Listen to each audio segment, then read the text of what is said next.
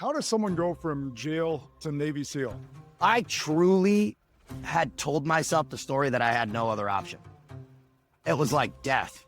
Like I would have killed myself if I quit. That's true.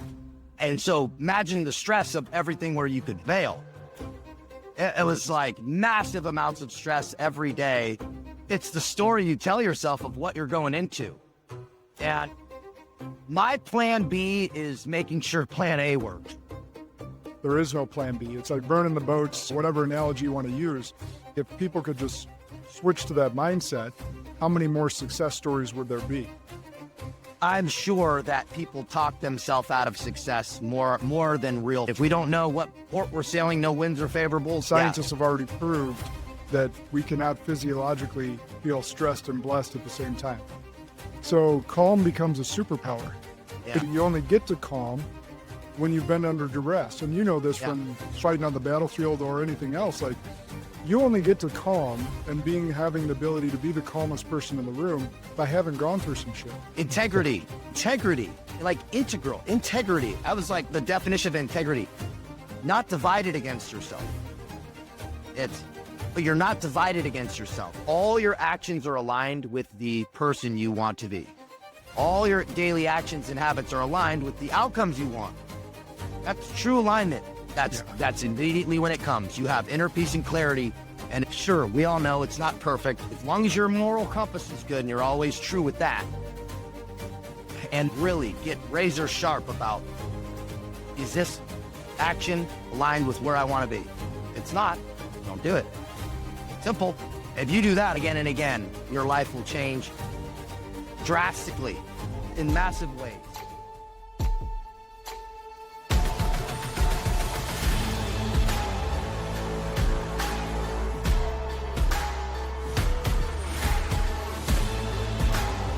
This is Sparta! Hey Spartans, we'll get right back to the episode, but I want to take a moment to tell you about Spartan Valor Foundation, our mission-driven initiative to support veterans, military families, and survivors of human trafficking. Every day, 17 veterans take their own lives and over 17,000 children are trafficked in the U.S. annually. These numbers aren't just statistics, they're a call to action. Spartan Valor Foundation exists to fight for those who fought for us and to rescue those who cannot fight for themselves. We're raising $1 million by Veterans Day 2025, and we need your help. Our goal is simple: 100 ambassadors recruiting 100 people to donate $100 each. Every dollar we raise is split equally among 4 incredible organizations: Talon's Reach Foundation, Caleb House, the Headstrong Project, and the Boot Campaign, all working to restore purpose, healing, and hope to those who need it most. This is more than a fundraiser, it's a movement. You can donate, become an ambassador, or simply help us spread the word. Visit SpartanValorFoundation.org to join the mission. Now, back to the episode. Welcome back to Spartan Leadership. I'm your host, Josh Kosnick, and this is the podcast for inspiration and impact, and today will be no different. Got a great guest. Let me give him the proper introduction. Taylor Cavanaugh, a man whose story sounds more like a movie than real life. He went from jail to becoming a U.S. Navy SEAL, then back to jail, suicidal, homeless, searching for purpose. He found redemption and transformation through the harsh brotherhood of the French Foreign Legion, becoming the only man to ever serve as both a Navy SEAL and Legionnaire. Today, Taylor trains others to build the deliberate life, physically, mentally, and spiritually. And for those of you guys that have been following me for a while, we are right on the same path. He's here to talk about the disciplines that saved his life and the mission that now drives him, helping others align with their divine design. Boom. Taylor, welcome to the show. Yeah, dig it. Thank you for having me, and thank you everybody for taking your time to listen in for a little bit. Hey, you know what I just noticed, and I didn't even catch this in our while we were talking before, is you're wearing our boy Ryan Williams Threadworks. Oh, dude, you're connected with Ryan? Yeah, Ryan was on the podcast just a little bit ago. Him No and way. I connected through Arate Syndicate as well. No way, dude. What a small world, bro. Yeah. Yeah, this shirt, dude. We did a shoot years ago, man, when he was kind of launching this. Ryan was one of my instructors coming through SEAL qualification training. And then we got linked and then became friends after that. And we're still friends and do work together.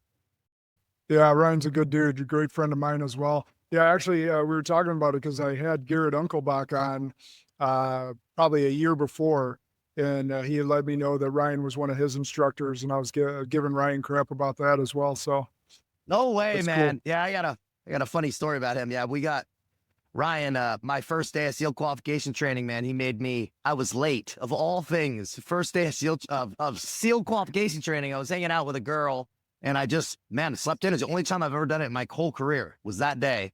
And he shows up and he goes, what the hell? He's standing outside and he just looks at me and I go, man, I was late. Check, there's no excuse. And he goes, the only thing that makes this okay is that you're honest. He goes, but get in the bay. And I had to jump in the bay with my camis and sit in the classroom shivering for 9 hours, but it was worth it. Well, it doesn't sound like he beat you up too bad. He just told you to get to work. He's a good dude, man. Good heart. That's right. Well, let's start at the beginning. Like, how does someone go from jail to Navy SEAL? Yeah, the path was, I won't get too into the childhood. Everyone's kind of got their story, but good, raised well, but there were some tumultuous things, some alcohol. My dad was a prior Marine. My mom was a teacher, and they kind of split up. So my dad wasn't really around. He was kind of in and out. And I was just pretty independent, but also a little bit wild. And so I threw sports, and I continued that, and got kicked out of high school, messed up some college, and but I was like, I got to finish college. My grandfather was a Naval Academy graduate, graduated from was a captain in the Navy. And so my mom just was like, you got to go to college, man. That was just kind of an extension of high school. So but through that path of like multiple junior colleges, kicked out of multiple, trying to work, not going, dealing drugs, doing drugs, all these different things. By the time I had pieced together a college degree in about 5 years, miraculously, because I kind of got little bit clear for a couple of years of that, I had stacked a lot of misdemeanors. No felonies, a lot of close ones, but a lot of misdemeanors. And the judge, when I went to go to the recruiter, like, hey, I'm here. I was just trying to go in the military. And the recruiter's like, dude, you're on probation and you have pending court cases. You can't do this right now. So the judge goes, hey, if you want to go in the military, I'm not just going to stamp it as commuted where you got to serve time. So I got 6 months in jail in Bay Area. It was lockdown facility. I didn't see the sun. I ended up doing about 3-4 months. I didn't see the sun for 3-4 months. Observation ward stuff. And it's kind of not a terrible time, but I was happy to be out of there, kind of cleaning up my life. And by the time I walked out, I was 23, college degree, just kind of walking out of jail. And that's when I kind of started into that recruiting process. Interesting, man. Well, was there any major epiphanies or lessons from doing that stint? No. Shockingly, no. I lacked self-awareness on such a massive scale that I was really immature. Some people are old souls. I would say I'm a very young soul in like just how I was just blissfully naive. I was in jail. I dealt with some stuff, but I was like, okay, I'll just do my push-ups, do my dips and work out and get out. And I was just the guy, when I walked out of jail, the guy's like, hey, what are you going to do? I'm like, hey, I'm going to go be a Navy SEAL. And the cop laughed at me. Like, dude, what the heck? And for me, I had this like confidence but it was delusional. I had no idea the amount of administrative hurdles that I have. But truth was, I was scared. I was scared of failing SEAL training and ending up on a boat, which is what I didn't want. And so I went to the Marine Corps first. So I went to the Marine Corps and I was like, tried to go officer route. I had a degree. They were like, no way. Not only can you not be an officer, they took a picture of all my tattoos and I just had too much of a percentage of my body tattooed. They said I couldn't even enlist. So I went to the, mind you, I had no neck, no hands or anything, but it was just too much. They just didn't want it at the time. So I went to the Army and the Army said, no, you can't enlist either because your checkered background. So at this point, this is an epiphany I had, if I had any, it was about this point, which I went, oh, what you do matters. It's like, there are some consequences to, and I had this cloak of like, I was riding a bike, was back at my mom's house, stocking shelves at Home Depot at night, training, for whatever was going to come and feeling like a loser. I was like, oh, you were like this good athlete. Now you're not anything. And can't even get in the military. So this is when the French Foreign Legion came on my radar. I started researching stuff, and I might have known about them as a child, but I was like, okay, they take guys from checkered background and whatnot. And we'll touch on that part of the story a little bit later. But there were still some things I wanted to check off. And so I walked to the Navy, which is really where I wanted to be. And I just wrote a list of the disposition of my cases and what I was at. And this was like a moment of clarity from God. I was like, get up, go to the Navy and write down what you have and just give them a piece of paper. Just go do it. Stop the pity party. So I went there and I did it. And the guy looked at my rap sheet, essentially, and said, yeah, we can work with this, but you're really limited on the jobs you can do. You can be a Navy SEAL if you can pass all this stuff, or wrangle turds, pretty much. Like, you got no in between here. So I said, good, because I'm here to be a Navy SEAL. So what do I got to do? And took me about a year, but I earned my SEAL contract through waivers and training with active duty SEALs. And I'm pretty resourceful, talked to who I needed to talk to make the decisions on those type of things. And I got FaceTime with them, puking every day. I'd lost 40 pounds in like 6 weeks, training and running, and every day just really committed. And lo and behold, finally I'm shipping out on a SEAL contract. Interesting. So what for you, I always ask any former SEALs, any special forces guys that have gone through that intense training, because most of us civilians have heard stories, know that it's tough, know it's one of the hardest things you can possibly do. What was it for you that got you through BUDS, through some of the extended training that you're like, what mentally kept you from ringing the bell? I truly had told myself the story that I had no other option. It was like death. Like I would have killed myself if I quit. That's the truth. And so imagine the stress of everything where you could fail. It was like massive amounts of stress every day because the running and this and that. Some people say, oh, if you didn't think about quitting, you're lying. Bullshit. I never thought about quitting. I did think, I'm not sure if I can do this a lot. Every step of every run. I was like, because I'm not a great runner. And so I was like, I don't know if I can do this. Like, I don't know if I can keep this pace. But truly, I was 25 going through Hell Week. I had been to jail to be there. It felt like I was given a gift to even be there. I was pretty sure I wasn't supposed to be there. I think I probably wasn't. So things aligned for me. It was magic. And I knew that this was my shot and I was not going to ruin it by quitting for sure. That's awesome. It's always good to hear different perspectives on because every single time I've asked a former teams guy, they've had a different answer.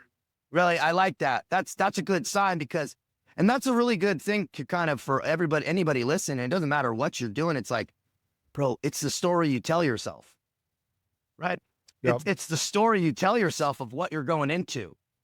And my plan B is making sure plan A works. Yeah. That's my plan B. And that was a helpful energy to dip into. And it was, and also recognizing that the guy next to you is not a Superman. He can do it. And that's, another thing is nobody's a superhero in business or whatever. If somebody else can figure it out, I could figure it out. And that's just kind of how I viewed it. No, that's really good. And you talked about your delusional confidence before. To move into a mindset where, there just wasn't a plan B, like you weren't going to fail or weren't going to quit because plan B was death. Yeah.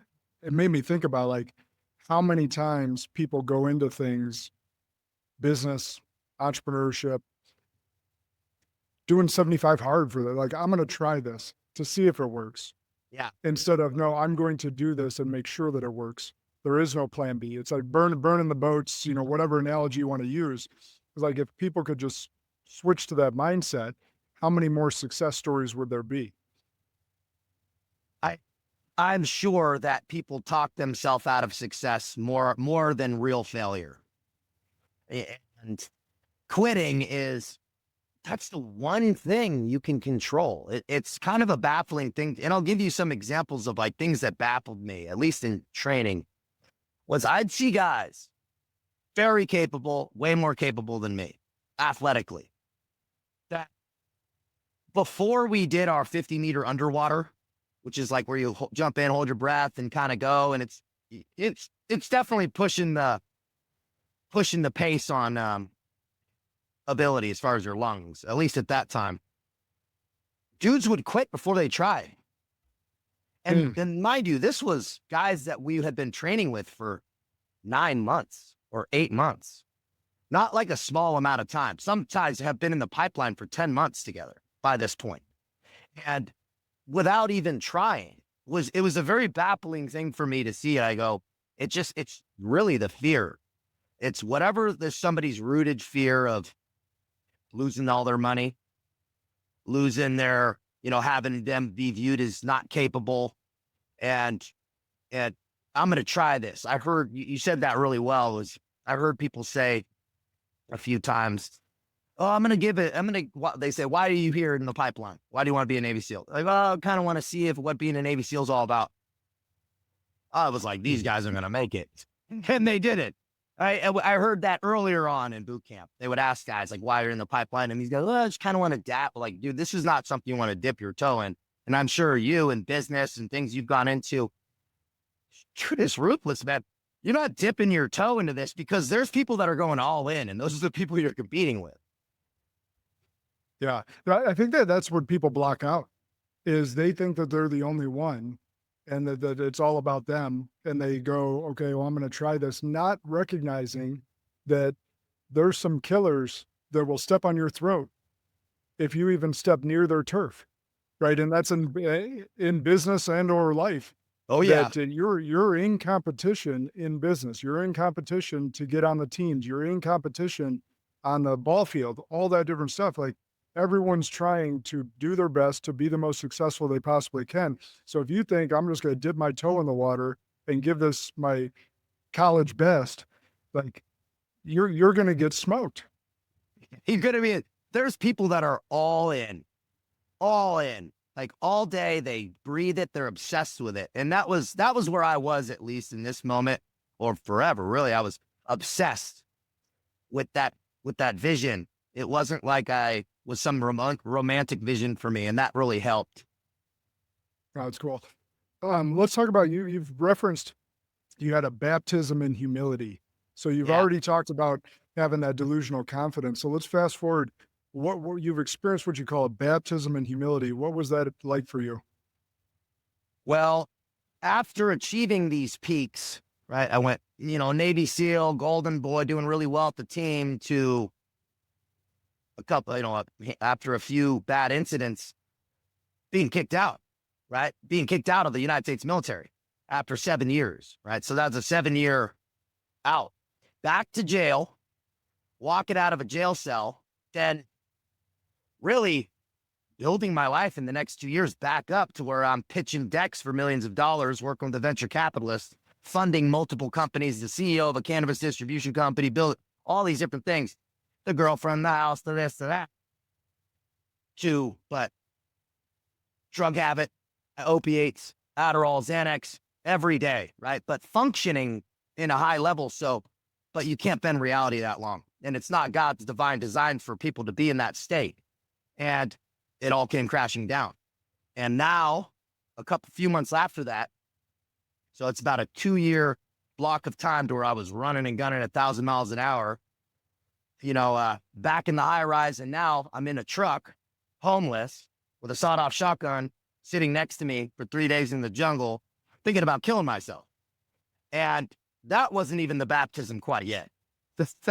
I'm there, and I make the decision to go in the French Foreign Legion, and just with a bag and a passport, literally, cut up my credit cards and walk through this gate to where now I'm nobody. They don't care I was a SEAL. They don't give a shit, right?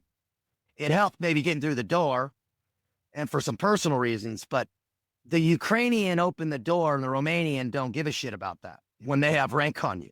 And now they're, hey, Navy SEAL, come clean this fucking toilet. for years. Hey, you get the chainsaw. You get a little extra weight. Let's see how tough you are. Fighting drunk Eastern Bloc guys in my dorm room. It was a baptism in humility, because that was years of that, right? Years of shark shit on the bottom of the ocean. You're not even in the infantry. You're a foreigner with a fake name in a foreign government military. You're an anonymous, and quite literally. And that was a baptism in humility, where I really had to learn some deep Zen proverbs and personal development. And that's what kind of sparked my path into that, because it was out of need. It was really out of need. And then, about a half decade there was where I kind of came out of that with a completely new identity, a new way of defining who I was. Explain. We probably missed this, because I think there's probably quite a few people listening that may have heard of the French Foreign Legion, but don't necessarily know how it's comprised and what that means, based on the story you just told. So tell us a little bit about the structure of that. It's fair to not know. Not a lot of people know what it is. It's a foreign it's a foreign entity, I would say, a foreign fighter unit. That's a branch of the French government. It's a branch of the French military that is comprised of 99% foreigners, some French officers and some other French guys, but not many. And it's about a 200-year-old institution modeled after the old Roman legions. So you serve your time with the carrot of French citizenship. And the reason it was created was some old king a couple hundred years ago wanted to funnel foreigners out of his bars and his streets, get them back onto the battlefield, and not have the political pressure of French coming back in body bags. So we can use them as cannon fodder, really. And they fought in every war from Algeria to Afghanistan. And for the French, and it's about 7,000 guys now, and spread all over, about 150 nations represented. Just to kind of give you the people listening a little bit of a example, my graduating class, or through selection and boot camp, was 50 guys. It was Thailand, Colombia, Venezuela, every Eastern Bloc country, Romania, Hungary, Belarus, and Ukraine, a lot of Nepali, Chad, South Africa, Cote d'Ivoire, all these different countries, and one American, me. There's not very many Americans in the French Foreign Legion, a handful. And yeah, so that was a pretty interesting path, but that's what the French Foreign Legion is. No, that's a great explanation. So it brings up to me, like you go from the teams where like communication is key on the battlefield. And now you're intermixed with, however many nations you just listed, all speaking a different language. How did the communication work in the French Foreign Legion? It's, what people talk about, because French is required, right? Speaking French there, they don't expect you to know it before you get there. They'll teach you. And people talk about, well, how did they teach you French? People talk about full immersion. Well, this is extreme immersion, where pain is used to teach you, and you learn quick.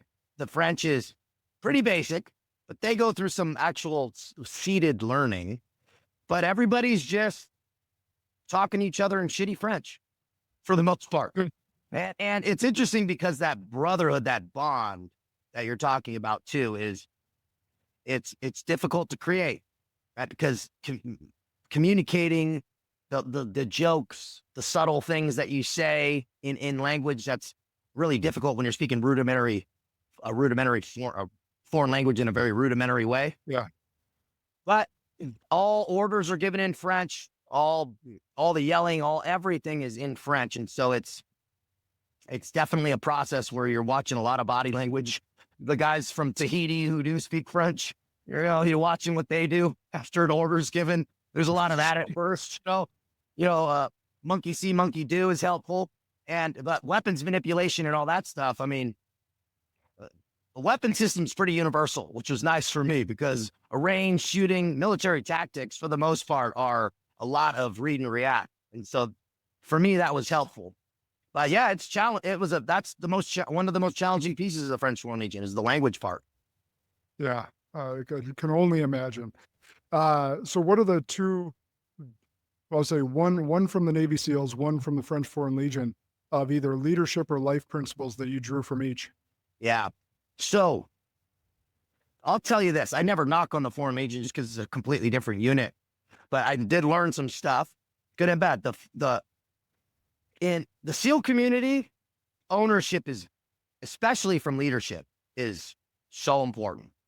Like, and during an after actions report, whether it be training or an operation, you'll sit around, rank comes off. The guy who's running the operations on the ground, from the OIC all the way down to the chief and they say things they messed up to everybody. Here's what I messed up. All the way down to the junior guy. What did you fuck up? It's not, hey, what did I do great? Nobody cares, because that's not really where you learn.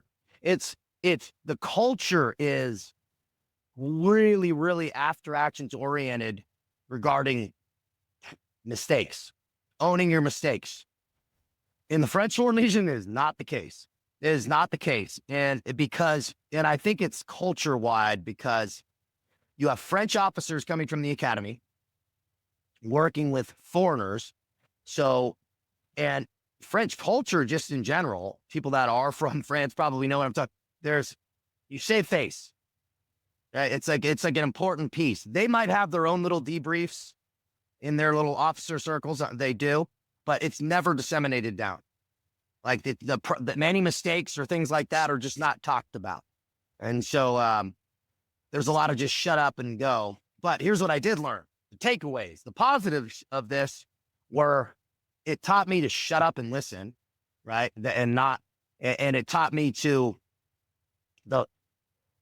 a grit, because it's uncomfortable. It taught me that you need to be extremely resourceful, right? With not much information and not much funding. And that's it. It taught me a culture of that. Also, you don't need much to be happy.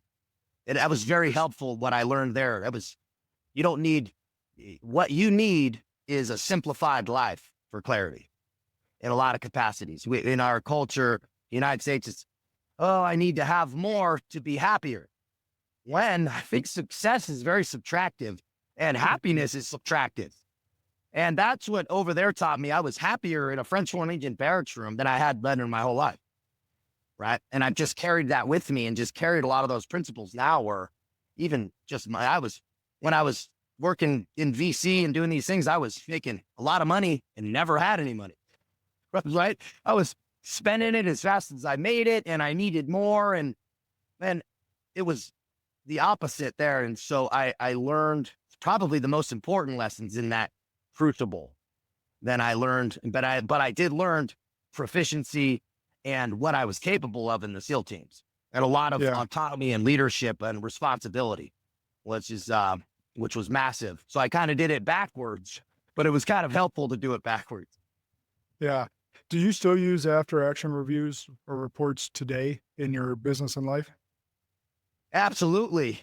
Anytime I'm working with a group, I just bring that into it instinctively, because it works so well.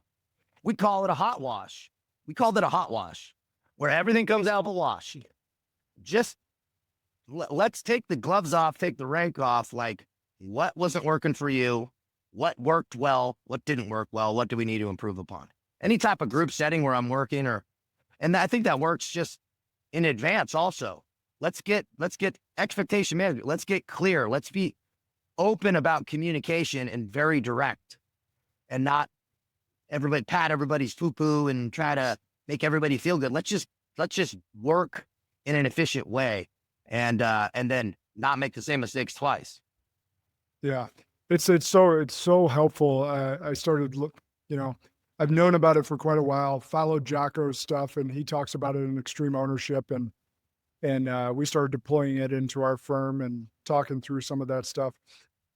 But for anyone that doesn't do it, anytime you have live action, whether you're trying to close a new prospect, whether you're speaking on stage, whatever that big thing is for you, doing an after action review or report, whatever we want to call it, and understand, like what Taylor just mentioned, remove ego, remove the ranks, right? I'm saying remove ego, but ranks, same thing. Like remove ego.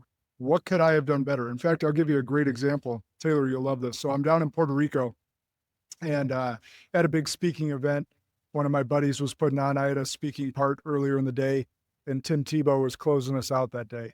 Tim Tebow, phenomenal speaker. Yeah. And one of the most well-known people on the planet. Yeah. So the biggest thing I learned wasn't what he said that day, it's what he did.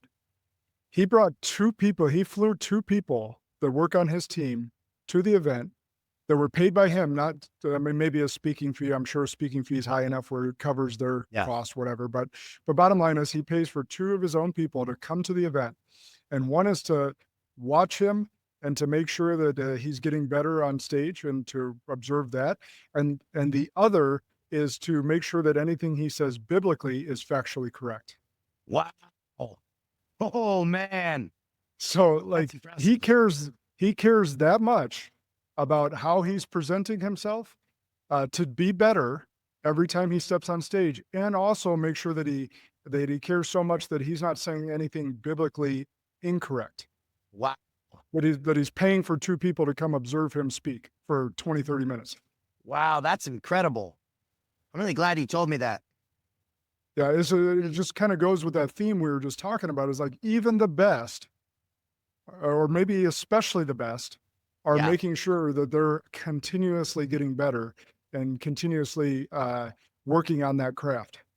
And that's amazing about that self-development, which in the coaching space and mentorship space is all elite have outside counsel in some capacity. Somebody poking holes in your game. You can't see your own holes. And I tell people, dude, Michael Jordan had a coach. You know, Tim it's Grover. like, yeah, you have the best guys right in the world have coaches in some capacity, multiple, and they're taking on board the best. And there's something to be said for that. And it's not by chance. And people that are like operating in their life who are maybe not as mentally sound as they could be, their relationship's not good, their life's just not organized or deliberate, like we talk about, which I'm sure you would like, that spirit isn't good. Well, there's why. Especially if people are, you're in your 40s, 50s, and 60s. I'm like, dude, you're not stumbling across the answer. Something's wrong. Like, get the information consolidated and have it given to you in a very clean way so you can expedite your excellent life. Why? Or are you, what is going to change if you're not changing anything? And it continues to baffle me when people that really need to have the tree shook a little bit just refuse. And they're like, well, I'm going to figure it out myself. And I go, okay, I guess, but how long has it taken so far? It's nothing's going to change. And that's just a really good sign of Tim Tebow, man. He doesn't have to do that. No, but it's that self-audit, right? It's that honest self-audit is the only way you can really up your level. It's when you get honest about where you're at. And that was during that baptism in humility piece. That's what I think is the root cause, was the catalyst for my change psychologically, where I got out of that self-sabotaging behavior and started just feeling better about life in general, was I fixed my spirit because I did a self-audit. Because the noise was quieted, quite literally. Like, it was stripped down to the studs to where I had to get honest. And that honesty was hard at first, but when I started establishing change in this piece by piece, man, then I looked back and I really saw a lot of just massive evolution. Yeah, that's really good. I want to speak real quick before I ask you another question to someone that goes, maybe sitting there thinking, yeah, that's Tim Tebow. I can't afford two people to follow me around and make sure I'm doing everything right. Well, if you're in business, there's a couple great tools out there where you can do a 360 review. I did one of these as I was coming up in leadership and about to take over my firm. And it's a 360 review where I had two of my peers, two of my superiors, and two of my quote unquote subordinates do a leadership assessment on me. And I got to see at each level where I was strong and where I was weak. Wow. So there's business assessment tools like that that people can utilize as well if they can't afford to have people like Tim fly around Yeah. and follow them. Yeah, and you also could just tell somebody in the hey, videotape me, right, and send it to somebody. Or there's a million ways to skin the cat. Where I'm sure somebody would say, hey, tell me what I do, what's up? Tell me what's exactly what am I doing anything weird? Am I speaking? What are there's so many ways to get the job done. Yeah, how am I showing up to you? Yeah, really good. Now you brought up divine design a couple times. Yeah. How do we start aligning our lives with that divine design? So explain divine design, what you mean by it, and then Yeah. how do we get our lives to start aligning by that? It's God's vision for you. That's how I see it. It's God's vision for you, who you're supposed to be, if you do the right things. Now, how do we align with that? It's kind of a daunting thing. Well, first you listen. That is the piece that a lot of people do a lot of talking and praying and doing, but they don't listen. Okay, so how do we listen? Well, get up early in the morning and listen, quite literally. And I think that is, you're not going to do it in the car. You're not going to do it in the middle of the day with the kids, and that it's not happening. You have to lean into, forego pleasure for purpose. I think it has to be done early in the morning, but earlier, sometime where you can make it quiet. And I just think in the morning is helpful. And first, you don't have any distraction. Do that deliberate design. No phone, no email, no news. Take your time to actually assess where you're at. Visualize how, and it's not a seeking, right? It's an opening of channels, and that download starts to become clear. Like, what do you want? How do you see? And it's less the what. It's not the house necessarily or the car. It can be part of it, but it's who are you in that house and car? Who is that person? That cool, calm, collected, disciplined, in shape, good relationship like that. Well, how does that feel? What does that look like? And as you start to kind of see that, and you do it again the next day, and the next day, and the next day, and the next day, every day for the rest of your life. It's like this habitual construction, and it's this painting of a picture that I think comes from God. People can call it what they want, but it comes from a divine entity of energy that's directing you of what you need to align with, right? If we don't know what port we're sailing, no winds are favorable, that stoic line is so true. You can't align with something if you don't have a stake somewhere. So you have to have a stake of who you are, what the relationship looks like, what your vision is for your life. And I think that that's actually more shown to you than created. Yeah, that's so good. I've shared this example a couple of times, but about 8 months ago, maybe 9 now, I took my AirPods out in the morning. I ruck every morning, throw 60 pounds on my back, and that's my, fasted cardio, and I lift later in the day. But I would always, because I'm productive and type A, I had a podcast in my ears, and I'm rucking, and I'm getting my exercise, and I'm learning something. Well, about 8 months ago, I'm like, I don't have any quiet during the day. I got 4 young kids. I'm running multiple businesses. So I took the AirPods out, and I got quiet, and I listened. And I conversated with God, and I received the downloads. But it's really important what you said. I have a hard rule of not opening my phone. Yeah. And no social media, no news, no email, nothing of that nature that could throw me off. Because if we take that as an input, now our mind's going to be stuck on that instead of getting it from a divine source. 1000%. So many guys I've talked to, and I was reading about the deliberate morning and all these different philosophers and samurai and all these people that talk about starting your morning, warriors of cultures from all over, even Tibetan monks, right? They're like, you start your morning with God. You tap in and you plug into that energy, that wisdom that's connecting all of us. And that changed everything for me. When I start, it set a tone of deliberate nature that just was like dominoes for me for the rest of the day. And other things got easier. Other things got more simple to execute when I just realized, oh, I run this shit. Things don't happen to me. They happen for me. And I can just open myself up to this sequence of events and be more deliberate about it. And that was pretty much a game changer that I've never changed since my doing this in a French Foreign Legion barracks room. and to now living on a golf course in a gated community. I've still do the same thing in the bathroom that I did then.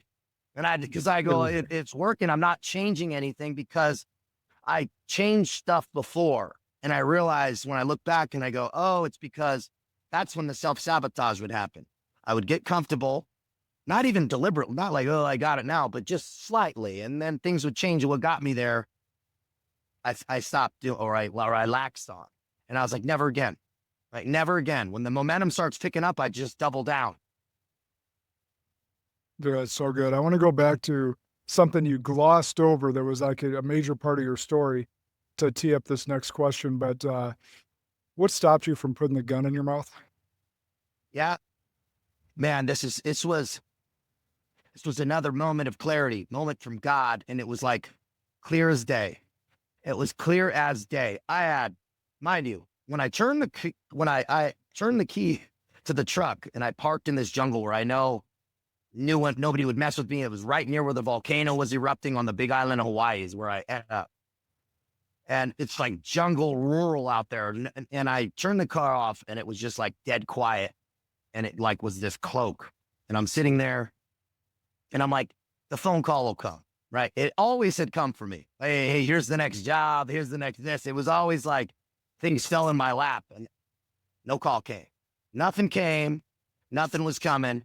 And I'm still sipping vodka and I'm just sitting in my car, like absolutely not even moving. Like in like almost like a shock, a distress. I wasn't even sad. That was the piece, is like more matter of fact. And I would walk over to this cliff and be like, oh, I'm going to jump off that. Not high enough. I thought like, oh, maybe I'm looking at this gun. I'm like, yeah, it'll be kind of messy and this and that. And I got out for a walk and I walked through the jungle. And I'm like, no shirt, no shoes, just kind of native at this point. I think I'm losing my mind. And I thought about jumping in the volcano.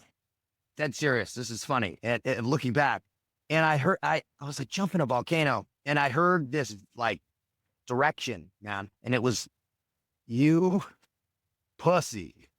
Dead serious. Loud as dead serious. Listen to yourself. Me. I. Step outside of yourself for a minute. And it was, you have a mom, a sister, friends, connections. Like, what kind of damage are you going to leave because of the choices you made? Mind you, all this was me. And it was just this clarity of like, dude, you're not going to leave damage for all these people just because you can't sack up. And I went, all right. If I'm going to die, I'm going to do it with my boots on, at least, not by my own hand. Let me just push. I got another push in me. Let me do this and pick the pen back up. And it was literally God calling me a pussy. Dead serious. It was about as clear as, I wish it was like something softer, but it just wasn't. And that's not what it was. And it was exactly what I needed to hear. And, 8 days and some change later, I was in France, man. I took a couple fast cash loans out and it ended up costing me a bazillion% interest that I paid after I got out of the Legion boot camp, and bought a one-way flight, man. Well, I think that a lot of people would sit here and go, well, especially if they're believers, be like, God wouldn't talk to you like that. I call BS, because God says what you need to hear in the moments you need to hear it. Yeah, I need it. It's communication with the deepest wisdom.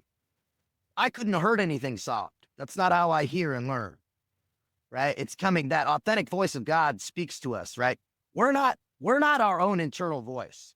We're who hears it, right? And God speaks to us how we need to be spoken to in the right ways. And that's exactly what I needed to hear, because it shook me straight.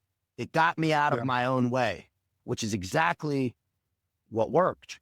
The truth is, what is the most effective communication? What works? What gets the intent? And that's exactly, it worked. Yeah. Well, thank you for sharing that. I wanted to tee that up with this next question, because it's like many men feel so lost. A lot of men feel soft right now. Yeah. What's the first discipline you prescribe to reignite their flame? Because there's so many I mean, frankly, we just get beat up nowadays. I mean, with the feminist movements, some of this nature, especially straight white men, we're all the devil, stuff of that nature. Yeah. Oh, and you're battling a lot of the same things that everyone else is with, carrying a load of being the provider for the family, trying to show up for everyone on a daily basis. And everyone's got the weight of the world on their shoulders, and some more than others. But what's the first? I think that a lot of solutions come from discipline. What's the first discipline you'd parlay with some of your own struggles? Man, that's such a good question. That battling uncertainty, that fear of where's the next check coming, right? Is that deal going to go through? All these different things, like, is my family going to have the security that I know I want to provide them? That's heavy, man, heavy. And so we can't control a lot of the external variables. We have control over a handful of things, a handful. So start by waking up early. That'd be the absolute first thing, right? I don't care where your schedule is. If you're a swing shift, I work with guys on SWAT teams and stuff, and guys in oil fields. And so I understand that the schedule is not the same for everybody. But guess what? We all know when we're sleeping in and when we're not. I don't care what time of day it is, right? Get your 6 hours in and get up, or it's set it and then be deliberate about when you wake up. That would be the first thing. Like you said, no phone, no email, no news. Cut that piece immediately and start instituting that, because it's this mindless stuff that sucks our energy out. It's this mindless doom scrolling. And it's this, and it's like, it's pulling our life source energy away from us that we need. You only have so much bandwidth, and you're immediately getting sucked in. We've all been there when we've been kind of scrolling mindlessly. You just immediately don't feel good. You feel something's wrong. Like, we all do it and we fall into it. So let's not start that way, right? Definitely, like, you woke up in this peaceful place. So wake up early, then start deliberately, and then get clear on what you want. Man, set your frame good. Read some scripture. Read some Stoic philosophy.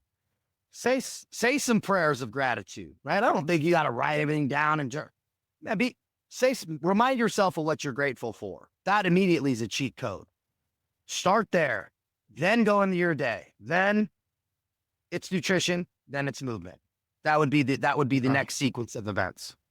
So good. I double stamp everything you just said. Yeah. Retweet whatever the kids are saying these days. Yeah. I'm so glad you hit on the gratitude piece too, because as you were talking, I was sitting there going, yep, that. And then I switched to gratitude, because no matter where we're at in life, we can be in the shittiest of holes, darkest of places. There is something to be grateful for.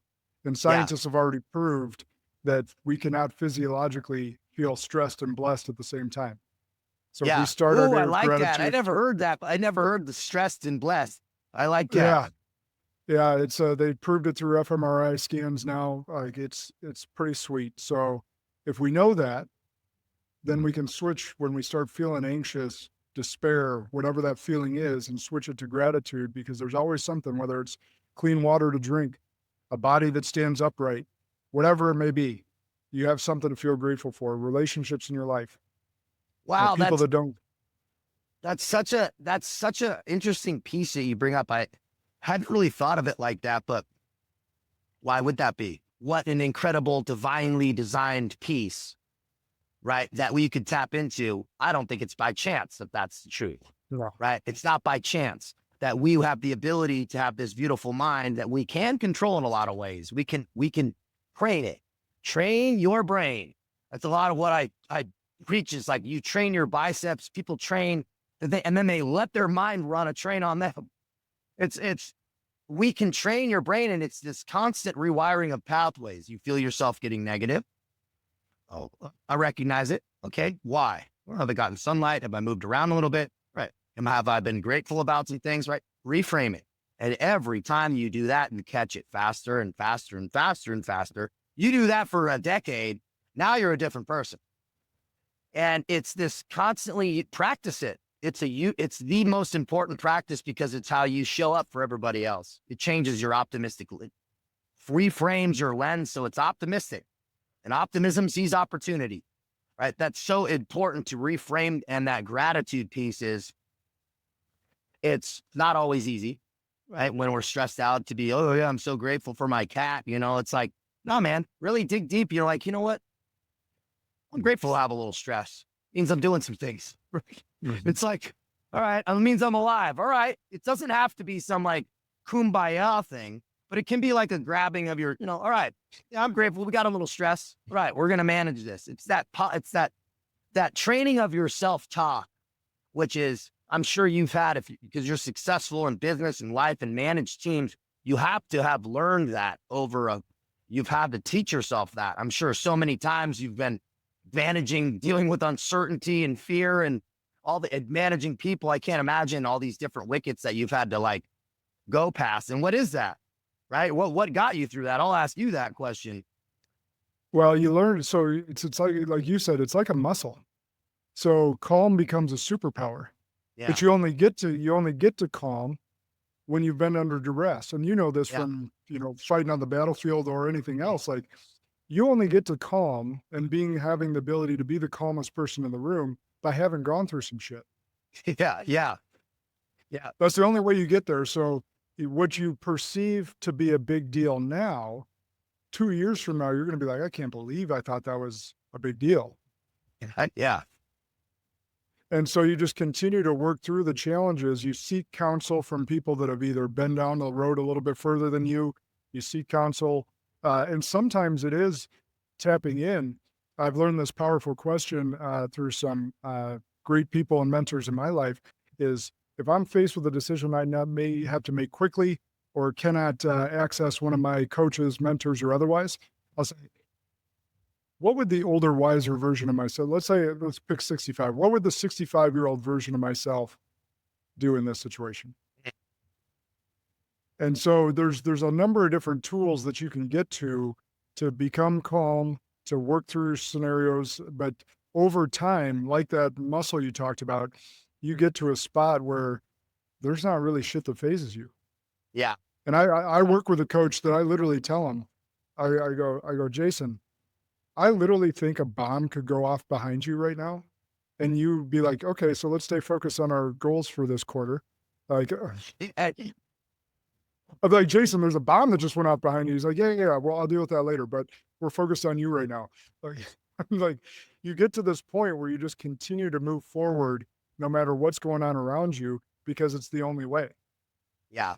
And that's that built confidence too, which comes from accurate repetition, right? That repetition of acting right and building your self-confidence off of your daily habits and continuously doing what you say you're going to do. Yep. That self-worth. That's 100%.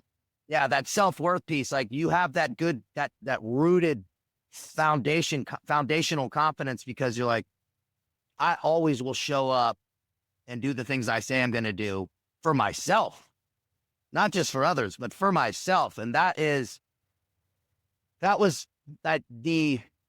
learning point that I had that really changed the game for me is I just started being honest with myself and holding myself to that higher standard, which was helpful in this, not imposed discipline, not external discipline, but internal discipline.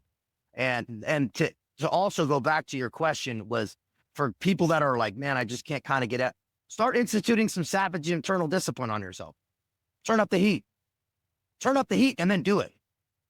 Because now if you say, I'm going to turn up the heat and then don't, man, now you're just going even more down the river in the wrong direction, right? Because now you're like, yeah, I said I was going to do it. No, if it's serious and you're not in a good way psychologically and you're kind of getting beaten up, lean into it. It's like that Muay Thai kick. What do they tell you? In that somebody kicks you in the thigh, it's counterintuitive. You lean into it.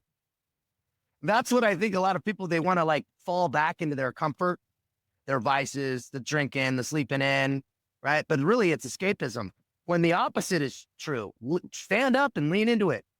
Don't fall asleep, man. I know it's peaceful because you're not stressed out about what's going on, but get up and start addressing the things that are causing you anxiety. All right, fix your relationship, start showing up, start tracking your food, start all these different pieces. It's really not many things. The things that are really important in our lives are actually very few, right? They branch out from a core from a core group. But you get that, so get that core group strong, right? Stack the deck in your favor. Just like you get your core in your body strong, because nothing else in your body is going to grow well enough if your core isn't great, or you're going to end up injured. So now, and Taylor just gave you guys the recipe for self-confidence and self-worth. So I want to repeat it in case you didn't catch it. Keeping the promises to yourself is the recipe for having a greater self-confidence and self-worth. Yeah. Because if you don't keep the promises to yourself, you're not who you say you are. The whole goal of self-confidence and self-worth is I am who I say I am. And I've built a case for that by doing everything that I said I would do. Ooh, that's good. Yeah. Integrity, like integral integrity. I was like, well, the definition of integrity, not divided against yourself. Fascinating when I kind of like dove into that. You're not divided against yourself, meaning all your actions are aligned with the person you want to be. All your daily actions and habits are aligned with the outcomes you want. That's alignment. That's true alignment. The minute you eliminate all things that cause you any amount of shame and regret, and all your actions are aligned with your daily, with what you want to have happen, inner peace and clarity. That's immediately when it comes. You have inner peace and clarity. And sure, we all know it's not perfect. We're not Jesus Christ floating on water, right? Things, you kind of tend, but as long as your moral compass is good and you're always true with that, and then really, really get razor sharp about, is this action aligned with where I want to be? If it's not, don't do it. Simple. If you do that again and again and again, your life will change drastically, in massive ways. 100%. All right, two last questions. What's the biggest lie people believe about transformation? Ooh. That it should be quick. Yeah. That it should be fast, right? Why don't I feel better? I'm like, man, it's been 2 weeks. Right? Yeah, you're going to feel a little better. And also that growth is linear. There's no hypotenuse in nature. So it doesn't exist. You want the trend up, like the stock market. But there's going to be dips and it's going to go up, but you want the trend up. And so it's understanding that ebb and flow and being able to understand that the tides are going to go out and they're going to come back in. We're rhythmic, just like nature. And so it's like, understand it's all right to be on a beautiful path of self-development and have a bad moment. It's okay. Yeah. It doesn't mean you're doing it wrong. It would be weird if you're, you see people like walking around smiling all the time. They put them in straitjackets. No. Right. Yeah. I've been working out for 2 weeks. Why aren't my arms as big as Taylor's? Yeah. It's the same philosophy. Self-development's the same way. Yep. No, it's so good. All right. Last question I always ask, and this can be on anything we've spoken of or just something that comes to your heart, but what's an unpopular belief that you hold that you think others would most disagree with? An unpopular belief.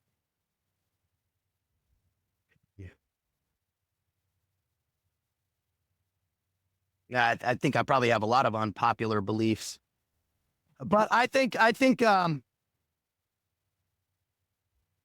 people can over communicate in their relationships. People talk about communication is important. You can over communicate.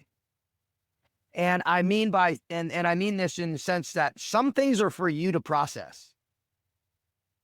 And don't turn your spouse because I communicate, I can talk as people can recognize. And so I always would see it as like development to be like, I'm having this internal strife, so I should communicate it. When really that might just be something for me to process and let pass and be okay with. I think that people in their relationships over communicate things. Sure, under communication can happen, but there can be over communication. And so just because something's true also doesn't mean it needs to be said, right? Things can be cruel also, right? Just because it's all truth, right? There needs to be tact with communication. And there's a happy medium of like, let me process this and get real sure, is what I'm about to say going to help the situation? Yeah, that's Or is it just me venting, which is I think that especially as men, and it's our job to protect. And sometimes that protection means we need to process things ourselves. Yeah, that's really good. The first part, I was like, oh, you're going to offend some verbal processors, but it sounds like you're a verbal processor yourself, so you know what you're talking about. Yeah, The second I'm a verbal part processor. Yeah, my brother is. I always had to stop him because I'm internal, so we're the exact opposite. And he was one of the leaders on my team. And so when we would do one-on-one meetings and he would start verbally processing something, I'd have to stop and be like, hey, are you still thinking this out? Or are you saying, Yeah, great question. right? Because I needed to know, like, if he was saying something definitive or if he was still thinking it out and he was talking it out. I was like, all right, I'm going to let you go. Let me know when you're ready to make your point. But the second thing you said on tact, I made this mistake early on in my leadership career. I became too blunt and it didn't help the situation. I overswung the pendulum. Yeah. Because I didn't want to allow the elephant in the room not to be said. That being said, like you just mentioned, is this going to help the situation if I say this? Yeah. I don't have to say everything that comes to my mind, even if it's true. Yeah. Because it may not help the scenario. Yeah. And what's the point of communication? It's to get whatever intent done, right? To complete what the mission is. And if the way we're communicating isn't facilitating that in the most expeditious way, it's not good communication. 100%. Oh man, this has been such a good conversation. Where can people follow you, get in touch if they need to, whatever it may be? What's the best path? If anybody needs to get in contact with me, my website, TaylorCavanaugh.com, that website form goes right to me. I don't outsource or do AI, so that goes right to my personal email. My Instagram, TCavOfficial. People can contact me that are direct also. I do daily posts and all those things. And my YouTube, Taylor Cavanaugh, TCav TV, where I dive into deeper principles, gym footage, a lot of different filming with different characters around the United States, and keynote speeches and things like that. Or Twitter, Taylor Cavanaugh, right? All these different places is all me, man. I don't have anybody run or outsource that stuff. So, yeah, if you guys aren't watching on video and you think that I'm in great shape, you got to watch him on YouTube or do some gym workouts or something because Taylor's a beast. I appreciate that, man. We got a lot of work to do, man. I'm just grateful to be able to do it, man. That's for sure. That's one thing even though I got arthritis in my knee from all the football years and some other aches and pains, every time I show up to the gym, I'm grateful that my body still allows me to do what I can do. Yeah, if you can get moving, get moving. That's how you show. Because gratitude is an action word. It's not a feeling. That's right. Absolutely. So everybody, you heard him, follow him. Make sure you're sharing this episode far and wide. He laid down a great amount of knowledge, great conversation. It was a privilege to have you on, brother. Everybody, you know what to do. Share it far and wide. Remember that good and great are the enemies of possible. Lead like a Spartan today.